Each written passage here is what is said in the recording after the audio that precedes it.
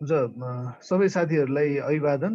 आजदेखि हामी मार्क्सवाद र वैज्ञानिक समाजवाद शीर्षकको कक्षा सञ्चालन गर्न गइरहेका छौँ। वैज्ञानिक समाजवादी कम्युनिस्ट पार्टी नेपालको स्कुल विभागले यो क्लास आयोजना गरेको छ। रमेश सुनवार प्रशिक्षक हुनुहुन्छ। त्यसो हुँदाखेरि अब हामी जुममा गर्न खोजिरहेको यसको चाहिँ सुरुमा छलफल दाइले आफ्नो कुरा राख्नुहुन्छ। रमेश दाइले यो विषयसँग प्रशिक्षण हुन्छ, त्यसपछि छलफलको चरण हुन्छ। यसमा म डिटेलली चाहिँ यो कार्यक्रमको आयोजना र अरू थप विषयमा कुरा राखिदिनु हुन पहिले वैज्ञानिक समाजवादी कम्युनिस्ट पार्टी नेपालका सचिवालय सदस्य जागृत रायमाझीज्यूलाई अनुरोध गर्दछु। त्यसपछि अनि कसरी अगाडि बढ्ने रमेश दाईबाट अगाडि बढाउँला हामी। हुन्छ, जागृत दाई सुरु गरौँ। सबै साथीहरूलाई अभिवादन छ। यो अनलाइन क्लासमा हामीले यो अनलाइन क्लास सञ्चालन गर्दाखेरि तीनवटा उद्गरणहरूलाई सम्झनु पर्छ जस्तो लाग्छ मलाई। पहिलो, कार्ल मार्क्सले भनेको यी संसारको दार्शनिकहरूले व्याख्या गरेका छन्, मुख्य कुरा यसलाई बदल्ने कुरा हो भन्ने उद्गरण। यो असाध्यै सान्दर्भिक रहिरहन्छ जहिले पनि। हामीले संसारलाई बुझ्नु छ र बदल्न, आफू र संसारलाई बदल्न मेहनत गर्नु छ। किनभने दर्शनको उद्देश्य भनेको मानव जातिको मुक्ति हो। एउटा सेन्टेन्समा भन्दाखेरि दर्शनको उद्देश्य मानव जातिको मुक्ति हो। त्यसकारण हामीले मानव जातिको मुक्ति कुन दर्शनबाट हुन्छ भन्ने कुराको गहिरो त्यसको अन्तर्यमा छिर्ने र त्यसलाई प्रयोग गरेर व्यवहारमा अनुवाद गरेर सिद्ध गर्न दुईटा प्रयत्न हामीले सँगसँगै गर्नुपर्छ। एउटा यो छ। दोस्रो, लेनिनले एक ठाउँमा भन्नुभएको छ कि पछिल्लो ज्ञान विज्ञानका सबै विकास भएका ज्ञान विज्ञानका राशिहरूबाट लैस नभएसम्म एउटा मानिस कम्युनिस्ट हुन सक्दैन।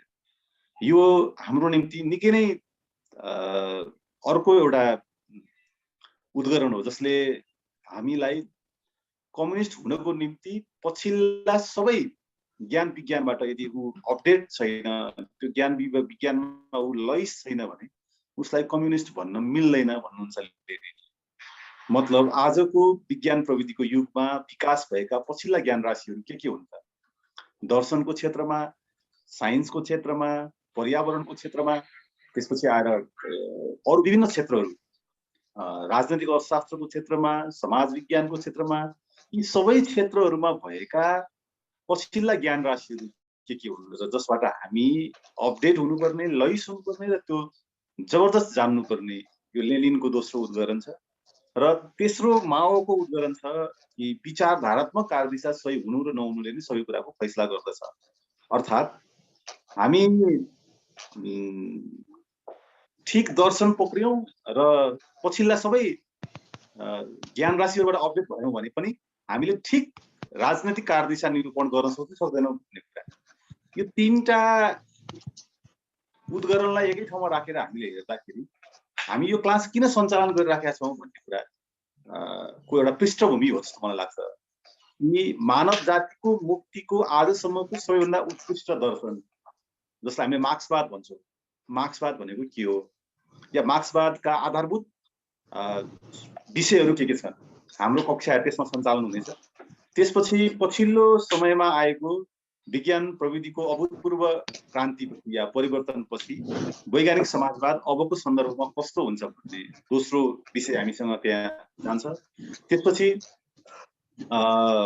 अरू यावत विषयहरू सँगसँगै यो समय र यो अनलाइन कक्षा सञ्चालन गर्ने अवधि अथवा यसको चाहिँ अनुकूलताको लागि हेरेर हाम्रा पछिल्ला कार्यक्रमहरू कि यो गर्दाखेरि हामी वैज्ञानिक समाजवादको जो कार्यक्रम हामीले निरूपण गर्न खोजिराखेका छौँ त्यसको बारेमा पनि हामी यो कक्षालाई सञ्चालन गर्छौँ। त्यसकारण म सबै साथीहरूलाई अनुरोध के गर्न चाहन्छु भने मूलत यो समस्त विषयमा नै यो कक्षा जान्छ। हामी यसलाई रेकर्ड गर्छौँ, हाम्रो यहाँ क्यामेरा पनि छ अगाडि, रेकर्ड गरेर यसलाई एउटा बनाउने जान्छ यो। र तपाईहरुलाई मैले एउटा अर्को खबर सुनाऊ कि यो कक्षा सँगसँगै एउटा किताब हाम्रो प्रकाशन हुँदैछ। त्यो किताबले चाहिँ समग्र स्कुलको बारेमा, त्यसमा चाहिँ दर्शनका सबै मामिलाहरू, राजनीतिक अर्थशास्त्रका सबै मामिलाहरू, समाजशास्त्रका धेरै मामिलाहरू सबै त्यसमा चाहिँ सम्बोधन हुने गरी किताब पनि निस्किँदैछ। त्यो किताबको रेफरेन्स, त्यो किताब र यो स्कुललाई हामीले जोडेर बनायौँ भने मलाई लाग्छ आजका समग्र विषयहरूमा हाम्रो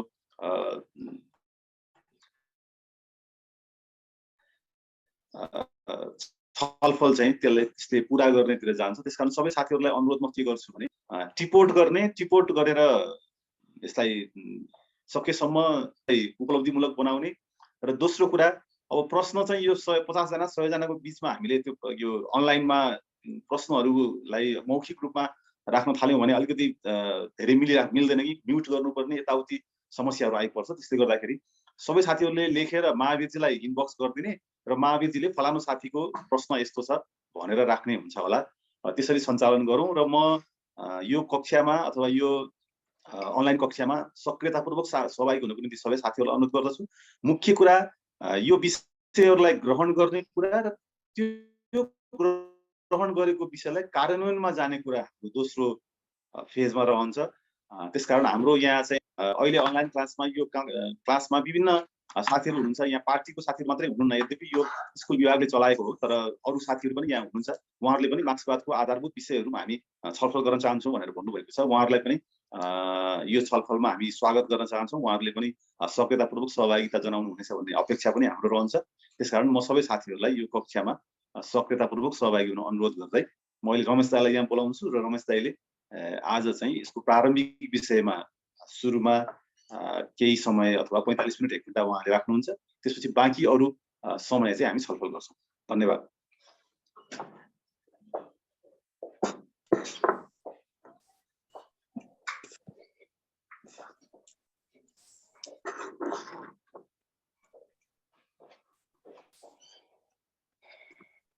केही साथीहरूको चाहिँ यहाँबाट अनम्युट गर्न मिल्दैन रहेछ। मन कुमार कार्की, पहुँच ग्यालेक्सी A10s होइन, उहाँहरूले आफैले अनम्युट गरिदिनु होला ल, यहाँबाट मिल्दैन रहेछ। रमेश दाई ल अब तपाईँबाट सुरु गरौँ। जय नेपाल दाई। ल सबै साथीहरूलाई हार्दिक अभिवादन। हजुर सीधा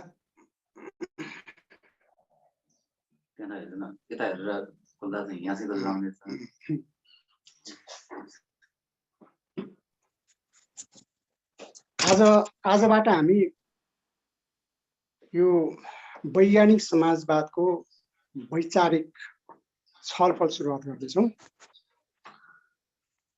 र यो वैचारिक छलफलमा हामी वैज्ञानिक समाजवाद निर्माणको लागि आवश्यक पर्ने सम्पूर्ण विचारधारात्मक विषयमा डिटेलमा छलफल गर्छौँ।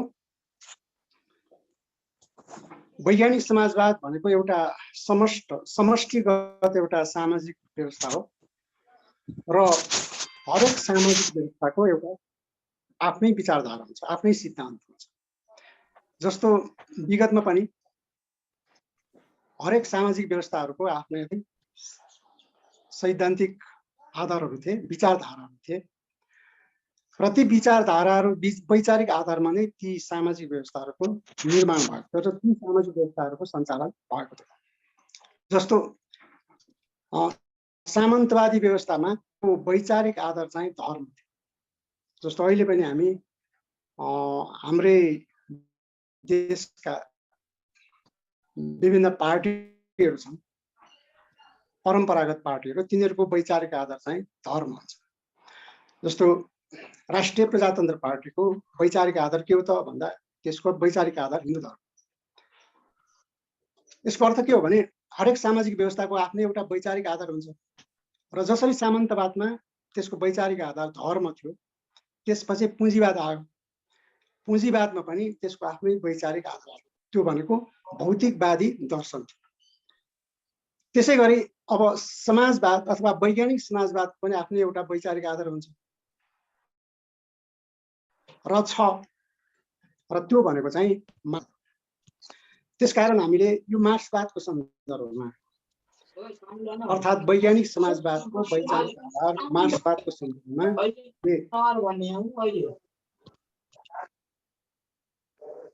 एकछिन यहाँ पुष्प मिजार भन्ने साथीको आवाज आइरहेको ल न, त्यो अनम्युट गरौँ न, यताबाट मिल्दैन रहेछ कि के भएको होला त्यसो।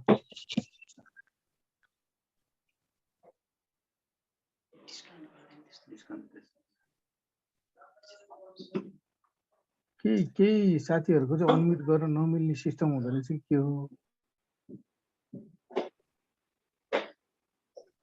यस्तो भयो भने बरु अब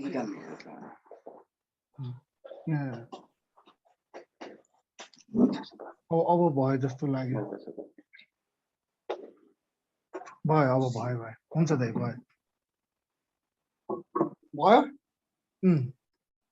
ल, यो प्राविधिक कुराहरू चाहिँ भएपछि फेरि त्यो रोक्न मिल्दैन। त्यसकारण त्यो पहिले चाहिँ अलि त्यो नमिलेको कुरालाई पहिले मिलाइदियो है त।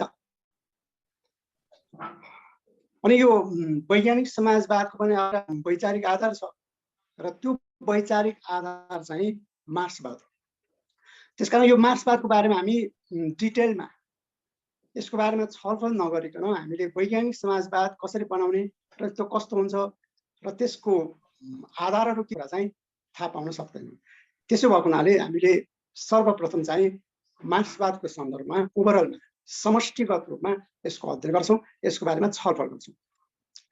त्यो वैज्ञानिक समाजवाद मार्क्सवादको वैचारिक पक्ष अथवा मार्क्सवादद्वारा वैज्ञानिक समाजवादको वैचारिक पक्षको निष्कर्ष निकालिसकेपछि हामीले वैज्ञानिक समाजवादको स्वरूपको बारेमा त्यसको विभिन्न आयामहरूको बारेमा दोस्रो चरणमा हामीले छलफल गर्छौँ। त्यसकारण सर्वप्रथम चाहिँ हामी मार्क्सवादकै सन्दर्भमा अलि डिटेलमा छलफल गर्छौँ। अब यो हाम्रो क्लास चाहिँ अब जति छोटो हुन्छ त्यति चाहिँ प्रभावकारी होला। त्यसकारण यो हाम्रो यो प्राविधिक कारणले पनि यो हाम्रो चाहिँ प्रत्यक्ष रूपमा छलफल गर्न नपाइएको हुनाले यो जुम क्लासबाट हामीले काम चलाउनु परेको छ र त्यसको लागि पनि हामी अब यो विज्ञान प्रविधिप्रति आभार व्यक्त गर्दै हामी आफ्नो छलफललाई सुरुवात गर्छौँ। हामीले चाहिँ यो मार्क्सवादको बारेमा छलफल गर्दा मार्क्सवाद के हो भन्ने सन्दर्भमा अलिकति यसको ब्याकग्राउन्ड बुझ्नुपर्ने हुन्छ।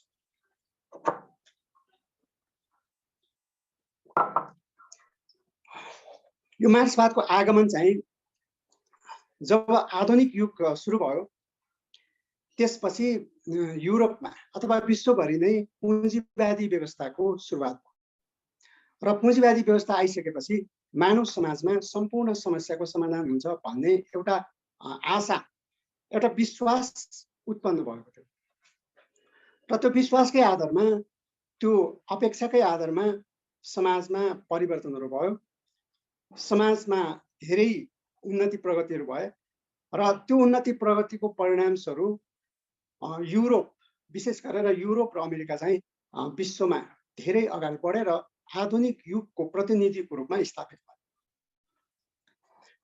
तर त्यो पुँजीवादको चाहिँ एउटा समस्या थियो। त्यो समस्या के थियो भने जति त्यसको विकास हुँदै जान्छ सँगसँगै एउटा पक्ष चाहिँ धनी हुँदै जाने र अर्को पक्ष चाहिँ गरिब हुँदै जाने।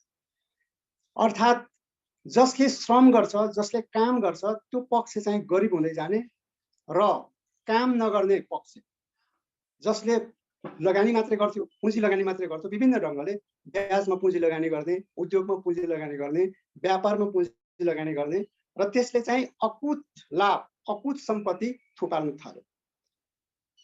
परिणामस्वरूप के भयो भनेदेखि समाजमा चाहिँ असमानताको सिर्जना भयो र त्यो असमानताको सिर्जना भइसकेपछि मानिसहरूले त्यो असमानताको सिर्जना भयो, त्यो कसरी भयो र त्यसको समाधान कसरी गर्ने भन्ने सन्दर्भमा विभिन्न ढङ्गले सोच विचार गर्न थाले र त्यसरी सोच विचार गर्नेहरूमध्ये एकजना चाहिँ सेन्ट साइमन भन्ने एकजना फ्रान्सका विद्वान थिए र उनले समग्र पुँजीवादी व्यवस्थाको अध्ययन गरेर, समग्र मानव इतिहासको अध्ययन गरेर उनले के निष्कर्ष निकाले भने यो पुँजीवादी व्यवस्थाको ठाउँमा समाजवादी व्यवस्था यदि स्थापित गरियो भने यो सम्पूर्ण समस्याको समाधान हुन्छ। अर्थात् गरिबहरूले पनि आफ्नो समस्याको समाधान गर्छन्, आफ्नो पेट भर्न पाउँछन्, आफ्नो नाङ्गो शरीरलाई ढाक्न पाउँछन् र एउटा सुसम्पन्न अथवा एउटा सुखी जीवन बिताउन पाउँछन् र धनीहरूको पनि त्यस्तै उनीहरूले जुन ढङ्गले सधैँभरि चिन्ताग्रस्त हुनुपर्छ, कता उद्योग ढल्छ, कता मजदुरहरूले आन्दोलन गर्छन्, कता आफ्नो उद्यमहरू चाहिँ बिग्रिन्छ र कता घाटा जान्छ, कता नोक्सान हुन्छ भन्ने चिन्ताले ग्रस्त भएका पुँजीवादीहरूको पनि अर्थात् धनीहरूको पनि त्यो चिन्ता दूर हुन्छ। त्यसकारण दुईटै पक्षको लागि एउटा व्यवस्थित खालको सबैलाई समान अवसर हुने, सबैलाई समान सुविधाहरू प्राप्त हुने त्यस्तो खालको व्यवस्थाको परिकल्पना गरे, जसलाई उनले समाजवाद नामकरण गरे। त्यसै गरी फ्रान्समै पनि अर्का एकजना चार्ल्स फुरिये भन्ने दार्शनिक थिए अथवा विद्वान थिए, उनले पनि त्यस्तै खालको परिकल्पना गरेर त्यस्तै निष्कर्ष निकाले। र बेलायतमा अर्का विद्वान थिए, उनको नाम रोबर्ट ओवेन भन्ने थियो र उनी एकजना आफैमा धनाढ्य र आफैमा एकजना उद्योगपति थिए र त्यो उद्योगलाई उनले चाहिँ समाजवादी रूपमा समाजवादको मोडल अनुसार सञ्चालन गर्न भनेर उनले त्यसलाई समाजवादीकरण गरे। तर पनि त्यस बेलाको समाजमा समाजवादीकरण गरिएको उद्यम चाहिँ चल्न सकेन र उनको योजना चाहिँ असफल। त्यसपछि ती तीनैजना, विशेष गरेर तीनजना अरू पनि छन् र ती विद्वानहरूको समाजवादी परिकल्पनालाई समाजमा लागू गर्न सकिएन र त्यो चाहिँ एउटा कल्पनाको रूपमा मात्रै स्थापित भयो र त्यसलाई अरू विभिन्न सम्प्रदायहरूले, विभिन्न मानिसहरूले त्यसलाई एउटा आदर्शको रूपमा अवलम्बन गर्दै आफ्ना नयाँ नयाँ योजनाहरूको परिकल्पना गर्दै गए। त्यसरी ती समाजवादीहरूले ल्याएको कार्यक्रमको आधारमा त्यो कार्यक्रमलाई कसरी सफल बनाउने भन्ने सन्दर्भमा चाहिँ अर्का दुईजना विद्वानहरू आए, जसको नाम थियो कार्ल मार्क्स र फ्रेडरिक एङ्गल्स। कार्ल मार्क्स र फ्रेडरिक एङ्गल्स चाहिँ जर्मनीका थिए र उनीहरूले यो समग्र समाजको अध्ययन गरेर, विशेष गरेर पुँजीवादी व्यवस्थाको अध्ययन गरेर उनीहरूले के निष्कर्ष निकाले भने विगतका समाजवादीहरूले ल्याएको कार्यक्रम त ठिक छ, त्यो समाजवादी कार्यक्रम पुँजीवादी व्यवस्थाको विकल्पमा राख्नुपर्छ अथवा पुँजीवादी व्यवस्थाको विकल्पमा समाजवादी व्यवस्था राख्ने कुरा सही छ, तर पनि त्यसलाई कार्यान्वयन गर्ने, त्यसलाई प्र्याक्टिसमा ल्याउने कुरा चाहिँ उनीहरूले जुन योजना अथवा जुन विधि अगाडि सारेका थिए त्यो चाहिँ काल्पनिक प्रकारको थियो र त्यो विधिबाट समाजवाद स्थापित हुन सक्दैन। त्यसकारण त्यसको लागि नयाँ कार्यनीति, नयाँ योजनाको आवश्यकता पर्छ, त्यसले मात्रै समाजवाद स्थापित गर्न सक्छ, समाजवादी कार्यक्रमलाई सफल बनाउन सक्छ भन्ने निष्कर्ष निकाले। र त्यो कार्यक्रम चाहिँ उनीहरूले, त्यो कार्यक्रम सहितको समाजवादलाई उनीहरूले वैज्ञानिक समाजवाद भन्ने नामकरण गरे। र वैज्ञानिक समाजवाद भन्ने बित्तिकै हामीले के बुझ्नुपर्छ भने त्यो तर्कसङ्गत थियो, वस्तुसङ्गत थियो र त्यसमा चाहिँ त्यसको काल्पनिक पक्ष अथवा जुन पहिले आदर्शवादी ढङ्गले सोचेर बनाइएको थियो त्यसको ठाउँमा चाहिँ वैज्ञानिक ढङ्गले अथवा वस्तुगत ढङ्गले, यथार्थवादी ढङ्गले नयाँ कार्यक्रम त्यसमा समावेश गरिसकेपछि त्यो वैज्ञानिक समाजवाद हुन्छ र त्यो चाहिँ प्र्याक्टिसमा आउँछ, त्यो कार्यान्वयन हुन सक्छ। किनभने त्यो चाहिँ हाम्रो वस्तुगत जगतमै आधारित छ, अर्थात् विशेष गरेर पुँजीवादी व्यवस्थामै आधारित छ। पुँजीवादी व्यवस्थामा जुन जुन कुराहरू, पुँजीवादी व्यवस्थाले जुन जुन कुराहरू सिर्जना गरेको थियो, जुन जुन कुराहरू पुँजीवादी व्यवस्थामा स्थापित भएका थिए, तिनै आधारमा र पुँजीवादी व्यवस्थाले आफैले सिर्जना गरेको सङ्कटकै आधारमा त्यो सामाजिक व्यवस्था अथवा समाजवादको स्थापना गर्न सकिन्छ भन्ने कार्यक्रम भएको हुनाले त्यो चाहिँ वैज्ञानिक समाजवाद थियो, अर्थात् त्यो कार्यक्रम चाहिँ वैज्ञानिक थियो।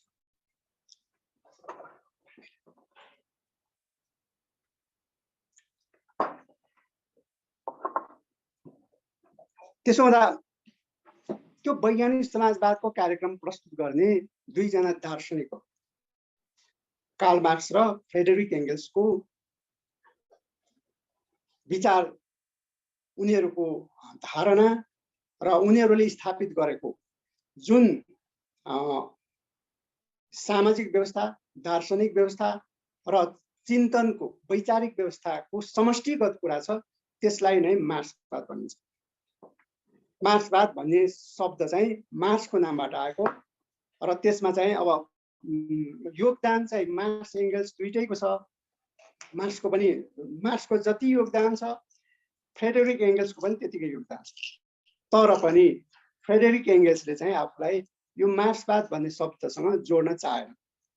त्यो कुरा चाहिँ उनले आफ्नो दस्तावेजमै लिखित रूपमा व्यक्त गरेका छन् र त्यसपछि उनले चाहिँ त्यो मार्क्सवाद भन्ने शब्द चाहिँ मार्क्ससँगै सम्बन्धित छ र त्यो मार्क्सकै योगदान चाहिँ बढी भएको हुनाले त्यो मार्क्सवाद भन्नु नै सही हुन्छ र त्यसमा एङ्गल्सको नाम थपिरहनु आवश्यक छैन भनेर उनले लुडविग फायरबाख र शास्त्रीय जर्मन दर्शनको अन्त्य भन्ने एउटा ग्रन्थमा व्यक्त गरेका छन् र उनको त्यो सदाशयता, त्यो महानता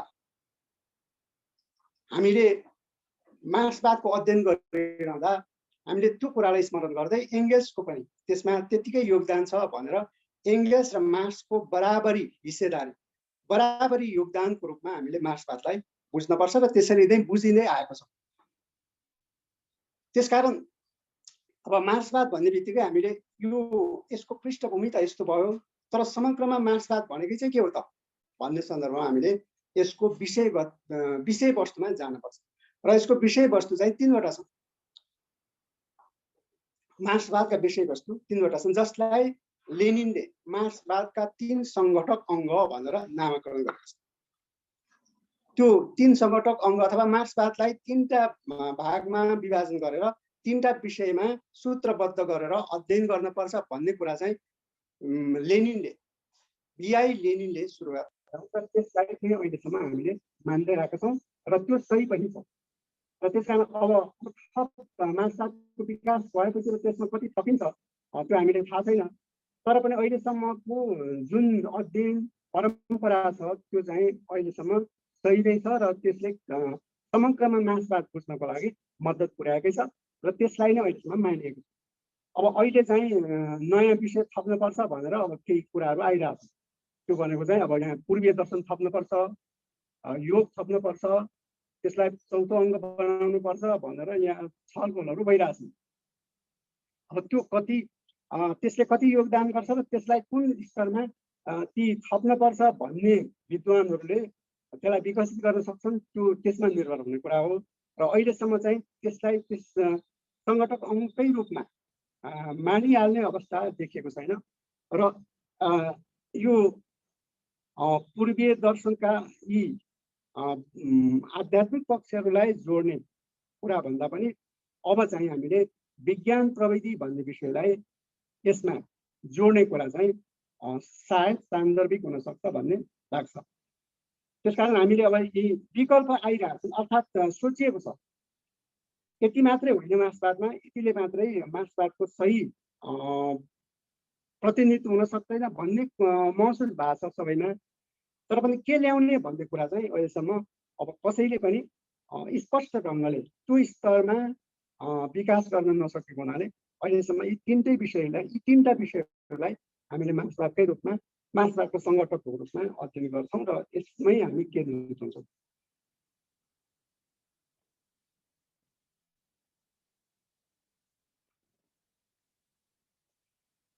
यो 3टा विषय भनेको चाहिँ पहिलो चाहिँ दर्शन, मार्क्सवादी दर्शन भन्छौँ यसलाई, र दोस्रो चाहिँ राजनीतिक अर्थशास्त्र र तेस्रो चाहिँ समाजवाद, अर्थात् यसलाई वैज्ञानिक समाजवाद भन्दा पनि। दर्शन, राजनीतिक अर्थशास्त्र र समाजवाद, यी 3टा विषयहरूलाई हामीले मार्क्सवादको सङ्गठक अङ्गको रूपमा मान्छौँ र यी 3टा विषयहरूको विस्तृत रूपमा व्याख्या चाहिँ फ्रेडरिक एङ्गल्सद्वारा लिखित ड्युरिङ मतखण्डन भन्ने ग्रन्थमा पाउनुहुन्छ र त्यो ग्रन्थको संरचना नै 3 खण्डमा गरिएको छ। पहिलो खण्डमा दर्शन छ र दोस्रो खण्डमा राजनीतिक अर्थशास्त्र छ र तेस्रो खण्डमा चाहिँ समाजवाद छ। यही ड्युरिङ मतखण्डनकै संरचनालाई हेरेर सायद लेनिनले पनि ती 3टा भागहरूलाई, 3टा खण्डहरूलाई, 3टा विषयहरूलाई मार्क्सवादको सङ्गठक अङ्गको रूपमा मानेको हुनसक्छ र तर एङ्गल्स आफैले चाहिँ त्यसलाई 3 सङ्गठक अङ्ग भनेर नामाकरण गरेका थिएनन्। पछि त्यसलाई लेनिनले नै 3 संगठक अङ्गको रूपमा स्थापित गरेर त्यसलाई विश्वले मानिरहेको छ। त्यसकारण यी 3टा संगठक अङ्गहरूको समष्टिगत अध्ययन भइसकेपछि समग्रमा मार्क्सवादको अध्ययन पुरा हुन्छ, अथवा मार्क्सवादी विचारधारा, मार्क्सवादी दर्शनको अथवा मार्क्सवाद भन्ने विषयको चाहिँ अध्ययन पुरा हुन्छ। त्यसकारण हामीले सर्वप्रथम चाहिँ मार्क्सवादको दर्शनबाट सुरुवात गर्छौँ। मार्क्सवाद बुझ्नको लागि हामीले मार्क्सवादी दर्शनबाट अथवा मार्क्सवादको दर्शन जुन पहिलो संगठक अङ्गको अङ्ग हो त्यसबाट सुरुवात गर्छौँ। दर्शन, मार्क्सवादी दर्शन भनेको चाहिँ समग्रमा भन्दा यसको छोटकरी अथवा संक्षेपमा भन्नुपर्दा मार्क्सवादी दर्शन भनेको द्वन्द्वात्मक भौतिकवाद। यसलाई हामीले यसरी परिभाषित गर्न सक्छौँ। यद्यपि त्यसमा विभिन्न अरू विषयहरू पनि छन्, तर पनि यसलाई हामीले द्वन्द्वात्मक भौतिकवादको रूपमा यसलाई परिभाषित गर्दा अन्य सम्पूर्ण दर्शनहरूबाट यो मार्क्सवादी दर्शन चाहिँ अलग हुन्छ, मार्क्सवादी दर्शन चाहिँ विशिष्ट हुन्छ। त्यसकारण यसलाई संक्षेपमा अथवा संक्षेपमा हामीले अवधारणा बनाउँदा, संक्षेपमा बुझ्दा चाहिँ यसलाई हामीले द्वन्द्वात्मक भौतिकवाद भनेर बुझ्छौँ र त्यसले मार्क्सवादी दर्शनको समग्र पक्षलाई समेट्छ। र यो मार्क्सवादी दर्शनका चाहिँ फेरि 3टा विषयहरू छन्। मार्क्सवादी दर्शनका पनि 3टा विषय, स्वयं मार्क्सवादका 3टा संगठक अङ्ग र मार्क्सवादी दर्शन, त्यसमा पहिलो दर्शन र दर्शनका पनि 3टा विषयहरू छन्। त्यसको पहिलो विषय चाहिँ द्वन्द्वात्मक भौतिकवाद, दोस्रो विषय ऐतिहासिक भौतिकवाद र तेस्रो विषय चाहिँ मार्क्सवादको द्वन्द्वात्मक भौतिक ज्ञान सिद्धान्त, अर्थात् मार्क्सवादी दर्शनको ज्ञान सिद्धान्त भन्दा पनि हुन्छ। जुन दर्शनको विषय छ त्यो चाहिँ मार्क्सवादी दर्शनमा, मार्क्सवादी दर्शन चाहिँ ती 3टा विषयहरूमा समेट्न सकिन्छ। अर्थात् मार्क्सवादी दर्शनका 3टा विषयहरू छन्। त्यसमा पहिलो चाहिँ पहिलो विषय, दर्शनको पहिलो विषय चाहिँ द्वन्द्वात्मक भौतिकवाद। द्वन्द्वात्मक भौतिकवादमा 2टा शब्द छन्। ती 2टा शब्दहरूले 2टा दर्शनका धाराहरूको प्रतिनिधित्व गर्छ र तिनीहरू भनेको चाहिँ द्वन्द्ववाद र भौतिकवाद। द्वन्द्ववाद एउटा धारा हो, दर्शनको एउटा धारा हो, र भौतिकवाद अर्को धारा हो। यी 2टा धाराहरूलाई मिलाएर द्वन्द्वात्मक भौतिकवाद बनाइएको छ। र द्वन्द्वात्मक भौतिकवाद भन्ने दर्शनको निर्माण चाहिँ 2टा दर्शनको संश्लेषणबाट, 2टा दर्शनहरूलाई आलोचनात्मक परिष्कार गरिसकेपछि मार्क्स र एङ्गल्सले द्वन्द्वात्मक भौतिकवाद भन्ने दर्शनको विकास गरेका छन्। र त्यो द्वन्द्वात्मक भौतिकवाद चाहिँ मार्क्सवादी दर्शनको एउटा पक्ष हो र यो नै त्यसको आधारभूत कुरा पनि। द्वन्द्वात्मक भौतिकवाद भन्ने दर्शनको पक्ष नै यसको आधारभूत कुरा हो। र द्वन्द्वात्मक भौतिकवादको विकास कसरी भयो त भन्ने सन्दर्भमा हामीले यसका स्रोततिर जानुपर्ने हुन्छ, जसलाई लेनिनले त्यसका मार्क्सवादी दर्शनका 3 संगठक अङ्ग र 3 स्रोत र 3 संगठक अङ्ग भन्ने नामाकरण गरेका छन्। 3 स्रोत भनेको चाहिँ मार्क्सवादी दर्शनको एउटा स्रोत जर्मन दर्शन, जर्मनीमा विकसित भएको शास्त्रीय दर्शनको निष्कर्षहरूलाई, त्यसका उपलब्धिहरूलाई उपयोग गरेर यो मार्क्सवादी दर्शन अथवा द्वन्द्वात्मक भौतिकवादी दर्शनको निर्माण गरिएको हुनाले जर्मन दर्शनलाई चाहिँ त्यसको स्रोत मानिन्छ। र त्यो स्रोतका संस्थापकहरू को थिए त? त्यसका संस्थापकहरू चाहिँ हेगेल र फायरबाख थिए। द्वन्द्वात्मक भौतिकवादमा जुन 2टा शब्द अथवा 2टा धाराहरू छन्, एउटा धारा द्वन्द्ववाद, त्यसका संस्थापक, त्यसका प्रवर्तक चाहिँ हेगेल थिए, जर्ज विल्हेल्म हेगेल तिनको पुरा नाम। र उनी पनि जर्मनीकै थिए। र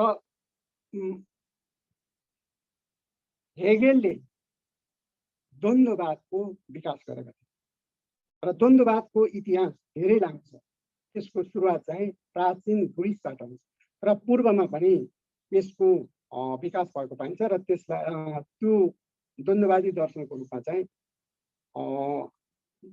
भारतीय दर्शनमा बुद्ध दर्शनलाई लिन्छ र जैन दर्शनलाई केही मात्रामा र चिनिया दर्शनमा चाहिँ ताओवाद अथवा ताओ दर्शनलाई द्वन्द्ववादी दर्शनको रूपमा मानिन्छ पूर्वमा। पश्चिममा चाहिँ प्राचीन ग्रिसका हेराक्लिटस भन्ने एकजना दार्शनिक थिए र ती दार्शनिकले द्वन्द्ववादी चिन्तनको अथवा द्वन्द्ववादी विधिको विकास गरेका थिए र त्यसलाई पहिलो द्वन्द्ववादी दर्शनको रूपमा मानिन्छ। त्यसपछि प्लेटो हुँदै हेगेलसम्म आइपुग्दा द्वन्द्ववादले एउटा पूर्ण रूप प्राप्त गर्छ, पूर्णता प्राप्त गर्छ र त्यो द्वन्द्ववाद चाहिँ व्यवहारमै लागू गर्न सकिने, सम्पूर्ण संसारमा सम्पूर्ण विषयहरूमा लागू गर्न सक्ने स्तरमा विकसित हुन्छ, जुन प्राचीन कालमा त्यो अवस्थामा थिएन। इभन प्लेटोकै समयमा पनि त्यो द्वन्द्ववादको विकास त्यो स्तरमा भएको थिएन। त्यसकारण द्वन्द्ववादका प्रवर्तकको रूपमा द्वन्द्ववादलाई एउटा धारकै रूपमा, दर्शनको एउटा धाराको रूपमा स्थापित गर्ने श्रेय जर्ज विल्हेल्म हेगेललाई जान्छ। उनी चाहिँ मार्क्सभन्दा अगाडिका दार्शनिक थिए र उनले चाहिँ एउटा ग्रन्थ लेखेका छन्। उनको त्यो ग्रन्थकै आधारमा द्वन्द्ववाद अध्ययन गरिन्छ। त्यो ग्रन्थको नाम हो लजिक, साइन्स अफ लजिक, तर्कशास्त्रको विज्ञान।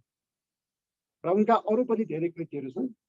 ती कृतिहरूमध्ये इन्साइक्लोपिडिया अफ फिलोसफिकल साइन्सेस भन्ने एउटा ग्रन्थ छ। त्यसको चाहिँ एउटा लजिक भन्ने च्याप्टर पाइन्छ पहिलो। त्यो पहिलो च्याप्टर लजिकलाई पनि द्वन्द्ववादको स्रोतको रूपमा, द्वन्द्ववाद अध्ययन गर्नको लागि सामग्रीको रूपमा हामीले प्रयोग गर्न सक्छौँ। यहाँहरूले पनि त्यही लजिकबाट अध्ययन गर्नुभयो भने अलिक संक्षिप्त छ त्यो।